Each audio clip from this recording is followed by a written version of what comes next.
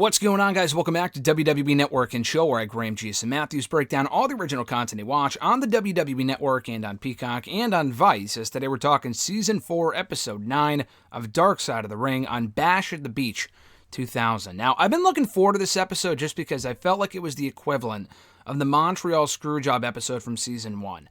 And the season so far has been solid. Some good episodes, some not so memorable episodes so far this season.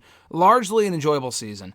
But I feel like it's followed this formula of, it's called Dark Side of the Ring for a reason. I understand that. But, so-and-so had a career, they fell victim to drugs or alcohol, whatever, and then they died. Or they're still alive, like Abdul the Butcher and I think Marty Jannetty is the last episode, which I'm glad they're saving that one for last, because that one should be fucking nuts. But I feel like a lot of the episodes so far this season have followed the same formula, where it's like, again, here's their career. It was drugs or alcohol that fucked them up in the 90s, early 2000s, whatever, and then they died.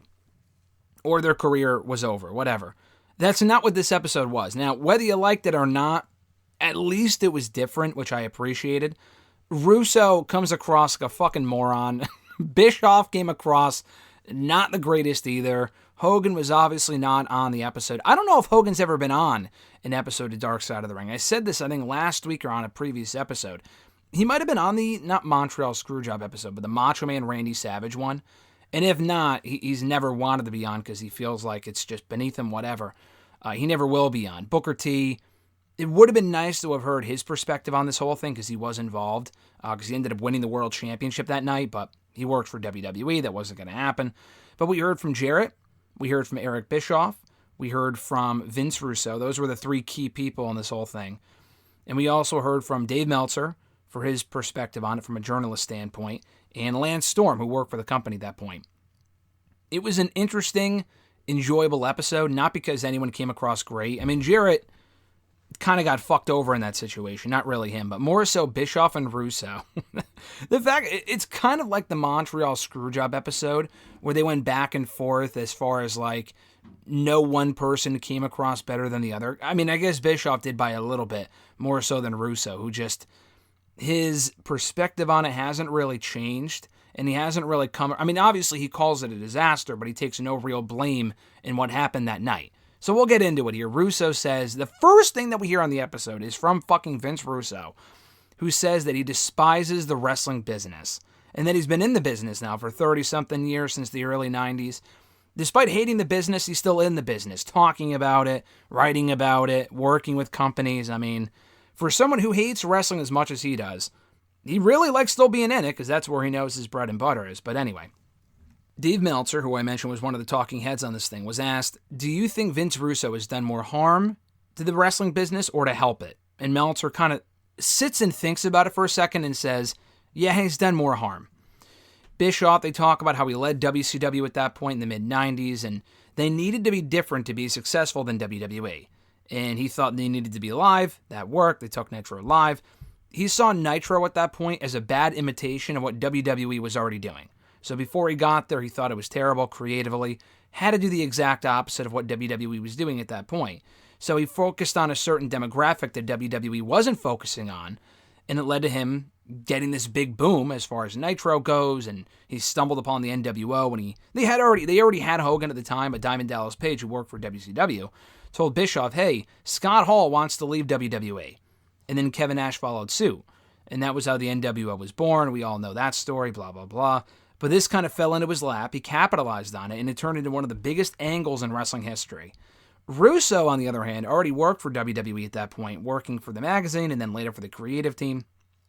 He was a big proponent of Crash TV, that Crash-style TV type formatting for a show where it's like short match, vignette, backstage segment, short match, backstage segment, vignette, so on and so forth, while he was at WWE. And that, I mean, he'll take credit for the Attitude Era and the success of that period any day of the week. But that led to them beating WCW. It ended up turning the tide back in WWE's favor. So WCW at that point started losing money. Bischoff got let go in 1999. Russo felt he was overworked and frustrated with how he was being treated in WWE. He told Vince he wanted to move his family, I think maybe close or something. He wanted to move closer to his family or move his family closer to him or whatever, because he was never home. And after he told Vince this, Vince McMahon that is, told Russo, well, why don't you just hire a nanny? We pay you enough, you can hire a nanny. That was it for Russo, he says. And again, take everything he says with a grain of salt. That sounds like something that Vince McMahon would say, so I'm not exactly surprised. But according to him, that was like the final straw that broke the camel's back as far as quitting WWE. So he quit, went to WCW like that weekend, he said. But he knew that he would have a target on his back in WCW. And he also knew from the first time he looked at Hogan that Hogan did not trust them. I can't imagine why. Meltzer says that Russo was trying to find a way to kind of get Hogan out of the picture. He did not like Hogan. He tried to make Nitro more shocking. Bischoff wasn't there at that point, and when Bischoff gets asked by a producer what was like the worst thing that WCW was doing back then, he goes, I don't even know because I wasn't watching that shit. I couldn't watch it. Russo says the ratings went up when he was in charge of creative in WCW in the late 90s. Meltzer says otherwise, that the ratings did not go up, despite what Russo says. Bischoff was then brought back to oversee Russo, and it was a bad mix because they were just polar opposites, a lot like Cornette and Vince Russo. So Russo wanted Lance Storm. Lance Storm says, we don't really hear a lot from Lance Storm, but this kind of illustrates how dumb Russo was thinking creatively at that time. That Russo wanted Storm to be Eric Bischoff's illegitimate son. And Storm was like, that's dumb. Like, Eric Bischoff's like 10 years older than me. How could I be his son? That doesn't even make sense. So they incorporated the whole bad blood between Russo and Bischoff into a storyline because they liked incorporating reality into angles, which they just took overboard at that point. But they made a whole faction war out of it, and it didn't improve ratings. Fans did not care, did not help the ratings at all. Russo just said to officials, listen, just put Eric in charge. Just put him in charge. I want him out of my hair. I don't want to work alongside him. Just put him in charge. And I guess it didn't exactly work out that way or whatever. But anyway, he said that everyone wanted the World Championship at that point to be on Booker T. He went around the table and asked everyone, if you had the choice right now, who would you put the World Championship on? And everyone said Booker T. He was well-liked. He was over. It just made sense. So they wanted the World Championship on Booker T. Jeff Jarrett says that the long-term plan was for him to lose the championship to Booker T. I guess maybe Bash at the Beach or another pay-per-view. That was like the long, overarching, long-term plan for the World Championship. And Jarrett was scheduled to put over Booker at Bash at the Beach 2000. Russo wanted Jarrett to beat Hogan earlier in the night to kind of give him a credibility boost, give him a big name to beat, before he loses to Booker earlier in the show. Hogan was not on that same page. He did not like that idea. And at that point, he had 100% creative control. So if he wanted to deny it, if he wanted to deny those plans, then he could, because they were dumb enough to give him creative control at that point. So Russo's alternative idea was to make Hogan look strong and still not win the championship, but Hogan still did not like it and still did not approve. So he finally changed it to Hogan wiping out everyone from Jarrett to like fucking... He named a couple other people. I guess Hogan would either beat them or come close to beating them or whatever. He would take on like 3 or 4 people at once. He would wipe them all out, but still not win the championship. Maybe he would win by DQ. I don't know. But he did agree to it. So ultimately, according to Russo, Hogan agreed to that. And then Bischoff says that Hogan wasn't going to do it. And Bischoff says that Russo did not get the right to vote on it. He did not have that sort of power. Russo says that he wanted to turn it into a work shoot where Hogan would walk out after the match and vacate the championship. He would win the title, vacate it, and then it would culminate in a tournament to crown a new World Heavyweight Champion that would culminate at Halloween Havoc later that year. And Hogan would come back in time for the tournament finals, a la like Cena and Punk from 2011. And we would have 2 champions or 1 champion, whatever. And they had 2 different ideas. And that latter idea, I guess, was Bischoff and Hogan's idea. And Bischoff had Brad Siegel choose. Like, which one makes more sense? Which one would you rather see? He was the network president at that point, was Brad. Brad chose Bischoff's idea. So Russo's grand idea was for everyone to buy into it and believe it. Even in the back, he didn't tell the people in the back that it was all part of a shoot or part of a work or whatever, and that it was all part of the plan. Jarrett did not like the idea of just laying down for Hogan. He thought, it was a disgrace to his wrestling family. I mean, his family had been in the business for years. He thought it'd be a disgrace to them to just kind of lie down for Hogan and give up the championship like that. He just thought it was dumb. And he thought no one came out of the situation looking good, which was kind of the theme of the episode. But everyone was a loser in this situation. So Jarrett even thought about, before he went out, it took him a couple minutes to finally go out there, but he thought about not doing the dive. doing the dive as far as not, laying down for Hogan and letting Hogan pin him and whatever. So Jarrett said that after that, he never looked at Hogan the same way again, knowing that he orchestrated this whole thing. And it confused fans. People didn't really know what to expect because he had laid down for Hogan. Hogan acted shocked, but that was the whole plan the entire time, was for him to act shocked, go off on Russo, and then walk away. Russo threw the belt in the ring. Jarrett lied down for Hogan. Hogan covered him, stepped on him. Jarrett loses, rolls out of the ring, and that was it. Hogan becomes champion. And they say that everything in that moment went according to plan. And then Bischoff and Hogan leave the arena with the championship, and that was part of the plan. And I don't know what the main event would have been. I guess in that scenario, they would not have done Jarrett and Booker after all if Hogan was the champion. Because the whole point was that Hogan, I was so fucking confused watching this, but I guess Hogan would leave as the champion, and then he would come back in the fall after the tournament was either over or about to be over or whatever. What was not planned, apparently, was Russo coming back out and burying Hogan in a shoot promo on that same show. Russo says it was always part of the plan. Bischoff and Hogan were on a plane at that point. They didn't know about it until after they landed. But Russo buried Hogan, mentioned his creative control. People had no fucking clue what to think. And Lance Storm made a great point. Either it was the plan and it was dumb, or it's not the plan and it's even worse. Either way, it's stupid. No one really knew what to think. It was convoluted. It was dumb. It was just Russo bullshit at its finest. So in that same promo, he reversed the decision and put the championship back on Jarrett, booking a Booker-Jarrett match, an impromptu main event between those two, for the championship that Booker won. Russo says that everyone was buying it as if it was real. Because I guess in his mind, it was all part of the show. It was fake, whatever. And obviously Hogan was pissed off. And Russo says that everyone agreed on it. Bischoff and Hogan said that they never approved it. We don't hear from Hogan on the episode, but Bischoff says on Hogan's behalf that Hogan never approved it. So Hogan the next day, all pissed off, calls into a local Tampa radio show going off on Russo, saying that he wanted out of his contract at that point, blah, blah, blah. He sues Russo because he had creative control. He did not approve that finish. He did not approve the promo that came after it.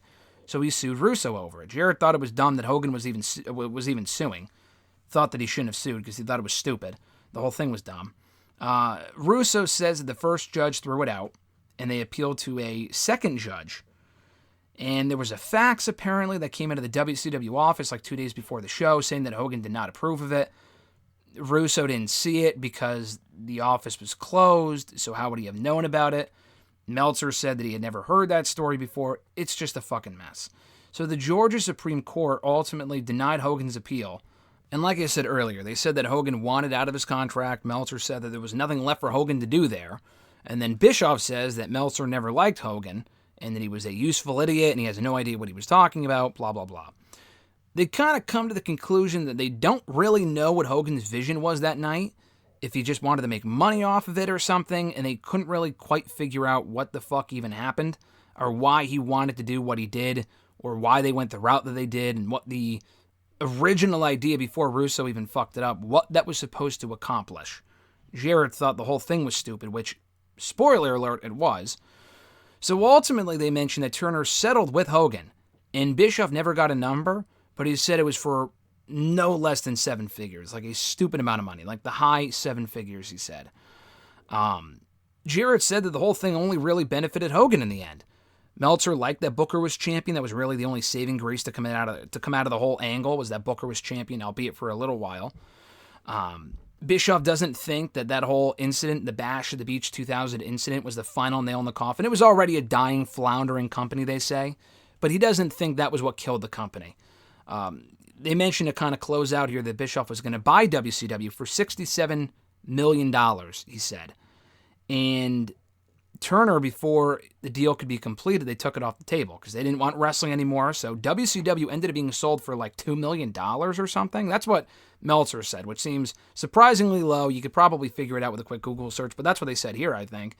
And that the tape library went for like $1.5 million, which is fucking nothing. So it went for like pennies on the dollar, did WCW. That's how worthless the company was at that point in time. And then the last thing, the first thing that we heard in the episode was from Russo. The last thing that we heard in the episode was also from Russo.